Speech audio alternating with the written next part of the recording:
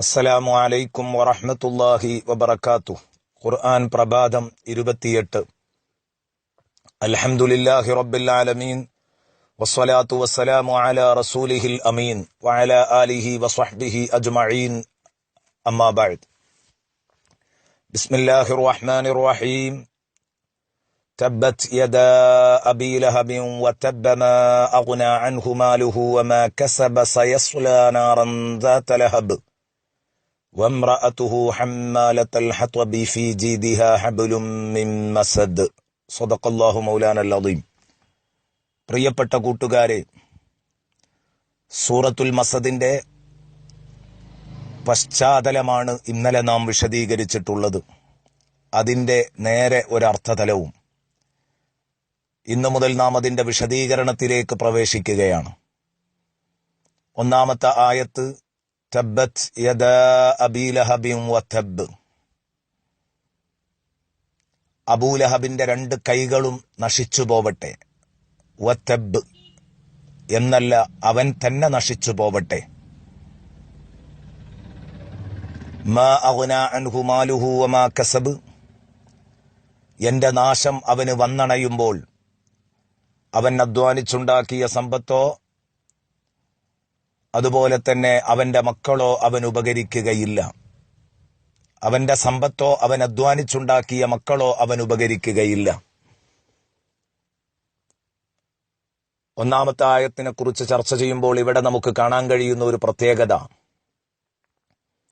സയ്യിദുനാ റസൂലുള്ളാഹി സ്വല്ലല്ലാഹു അലൈഹി വസല്ലമ തങ്ങൾക്കെതിരെ ഗോ ബാക്ക് വിളിക്കുമ്പോൾ തബ്ബൻ ലക യാ മുഹമ്മദ് പറയുമ്പോഴാണ് ഈ ആയത്തിറങ്ങിയത്.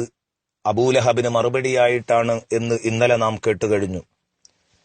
എങ്കിൽ അബൂലഹബിന് മറുപടിയായിട്ട് ഈ ആയത്ത് അവതരിക്കുന്ന സമയത്ത് ഖുൽ തബ്ബത് യദാ അബീ ലഹബിൻ എന്ന ഒരു പ്രയോഗം ഇതിലില്ല.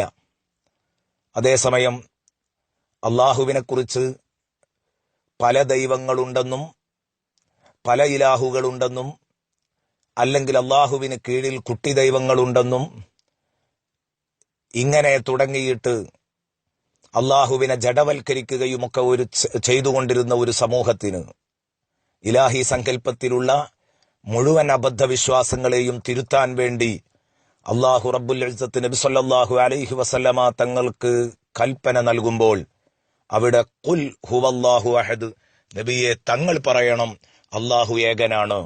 അങ്ങനെയാ പറഞ്ഞത്. തങ്ങൾ പറയണം എന്ന് പറഞ്ഞിട്ടാണ് തുടങ്ങിയത്. അതേസമയം തബ്ബത് യദാ അബീ ലഹബിൻ എന്ന സ്ഥലത്ത് ഖുൽ തബ്ബത് യദാ അബീ ലഹബിൻ എന്ന പ്രയോഗം ഇല്ല. ഇതെന്തുകൊണ്ടാണ്? ബഹുമാനപ്പെട്ട തഫ്സീർ ഗ്രന്ഥങ്ങൾ, ഖുർആൻ വ്യാഖ്യാതാക്കൾ നമ്മെ പഠിപ്പിക്കുന്നതായിട്ട് നമുക്ക് കാണാൻ പറ്റുന്ന ഒരു വലിയ സത്യമാണിത്. നബി സല്ലല്ലാഹു ബഹുമാനപ്പെട്ട ഇമാം ഫഖ്റുദ്ദീൻ റാസി റളിയല്ലാഹു അൻഹു പറയുന്നത് കാണാം, അള്ളാഹുവിനെ വേദനിപ്പിക്കുമ്പോൾ, അള്ളാഹുവിനെതിരെ സംസാരിക്കുമ്പോൾ അള്ളാഹു ഒരിക്കലും അതിന് മറുപടി അള്ളാഹു തന്നെ ഡയറക്റ്റ് പറയുന്ന സ്വഭാവമല്ല ഉള്ളത്. നബിയെ, അവരെന്നെ ചീത്ത പറയുന്നു, ഞാൻ നേരിട്ട് അതിന് മറുപടി പറയുന്നത് ശരിയല്ല. എന്നെ ചീത്ത പറയുമ്പോൾ നബിയെ തങ്ങൾ മറുപടി പറയണം. ഖുൽ ഹുവല്ലാഹു അഹദ് അല്ലാഹു സമദ് ലം യലിദ് വലം യൂലദ് വലം യകുൽ ലഹു കുഫുവൻ അഹദ്. അതേസമയം മുത്തുനബിക്കെതിരെ തബ്ബൻ ലക യാ മുഹമ്മദ് വിളിച്ചപ്പോൾ അള്ളാഹു പറഞ്ഞു, തങ്ങളെ, അവർ തങ്ങളെയാണ് ചീത്ത പറയുന്നത്. അതിന് തങ്ങൾ ഡയറക്റ്റ് പറയുന്നതും ശരിയല്ല. ഒരു കാര്യം ചെയ്യാം, അതിന് മറുപടി ഞാൻ പറഞ്ഞുകൊള്ളാം. അള്ളാഹു തന്നെ ഡയറക്റ്റ് ആയിട്ട് ഏറ്റെടുത്ത് അള്ളാഹു തആല തന്നെ നേരിട്ടതാ പറയുന്നു, തബ്ബത് യദാ അബീ ലഹബ്. ഖുൽ തബ്ബത് അല്ല, തബ്ബത് യദാ അബീ ലഹബ്. അബൂലഹബിന്റെ രണ്ട് കൈകളും അവൻ തന്നെയും നശിച്ചു പോകട്ടെ എന്ന പ്രയോഗമാണ് പടച്ച തമ്പുരാൻ നടത്തുന്നത്. സുബ്ഹാനല്ലാഹ്. ഒരു സമയത്ത് സയ്യിദുനാ റസൂലുള്ളാഹി സ്വല്ലല്ലാഹു അലൈഹി വസല്ലം ഒരു വഴിയിലൂടെ ഇങ്ങനെ സഞ്ചരിക്കുകയാണ്. അപ്പോഴാണ് അബൂബക്കർ സിദ്ദീഖ് റളിയല്ലാഹു അൻഹുവിനെ കണക്കിന് ചീത്ത പറയുന്നു ശത്രുക്കൾ. അബൂബക്കർ റളിയല്ലാഹു അൻഹു പ്രതികരിക്കുന്നില്ല, ഒന്നും മിണ്ടുന്നില്ല. അപ്പോഴാണ് മുത്തുനബി ആ വഴി കടന്നു വരുന്നത്. മുത്തുനബി ചോദിച്ചു, അല്ലേടോ, നിങ്ങൾ എന്റെ കൂട്ടുകാരനെ എന്തു ചെയ്യും?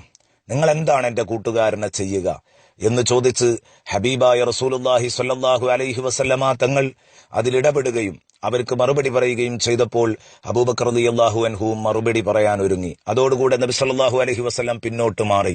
അപ്പോൾ അബൂബക്കർ റളിയല്ലാഹു അൻഹു ചോദിച്ചു, നബിയെ, ഇതുവരെ ഇവരെന്നെ ചീത്ത പറഞ്ഞിട്ട് ഞാൻ പ്രതികരിച്ചിട്ടില്ല. കാരണം പ്രതികരിക്കാൻ പാടില്ല എന്ന് മനസ്സിലാക്കിയത് കൊണ്ടായിരുന്നു. തങ്ങൾ പ്രതികരിച്ചപ്പോൾ പ്രതികരിക്കാൻ പറ്റുമെന്ന് പറഞ്ഞ് ഞാൻ മുന്നോട്ട് വന്നപ്പോൾ അവർക്ക് മറുപടി പറയാൻ തുടങ്ങിയപ്പോൾ തങ്ങള് മാറിയല്ലോ നബിയെ, തങ്ങൾ പ്രതിരോധത്തിൽ നിന്ന് മാറിക്കളഞ്ഞല്ലോ നബിയെ, എന്താണ് തങ്ങൾ ഇങ്ങനെ ചെയ്യാൻ കാരണം?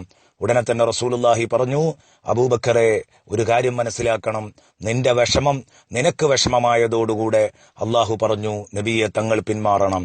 അതേസമയം നിങ്ങളുടെ വിഷമം എനിക്ക് വിഷമമാകണം സിദ്ദീഖേ, എന്റെ വിഷമം നിങ്ങൾക്കും വിഷമമാകണം. എനിക്ക് പല ഘട്ടങ്ങളിലും വിഷമങ്ങൾ വന്നിട്ടുണ്ട്. അപ്പോഴൊക്കെ എന്നെ ഏറ്റെടുത്തത് അബൂബക്കറെ നിങ്ങളാണ്. അതാണ് ശരിയായ ശൈലി. എനിക്ക് വിഷമം വരുമ്പോൾ ഞാനതൊരു വലിയ കാര്യമാക്കി എടുക്കരുത്. നിങ്ങൾ എന്നെ താങ്ങണം. നിങ്ങൾക്ക് വിഷമം വരുമ്പോൾ നിങ്ങളത് ഒരു വലിയ ആനക്കാര്യമായി കാണരുത്. അതേസമയം ഞാൻ നിങ്ങളെ സഹായിക്കേണ്ടതുണ്ട്. ഇതാണ് ഈ ഒന്നാമത്തെ ആയത്തിൽ നിന്ന് തന്നെ നമുക്ക് ഈ രണ്ട് സൂറകളുടെയും തുടക്കങ്ങൾ തമ്മിൽ കമ്പയർ ചെയ്യുമ്പോൾ കിട്ടുന്ന വലിയൊരു പാഠം എന്നുണർത്തിക്കൊണ്ട് ബാക്കി ഭാഗം ഇൻഷാ അല്ലാഹ് നാളെ വിശദീകരിക്കാം. അസ്സലാമു അലൈക്കും.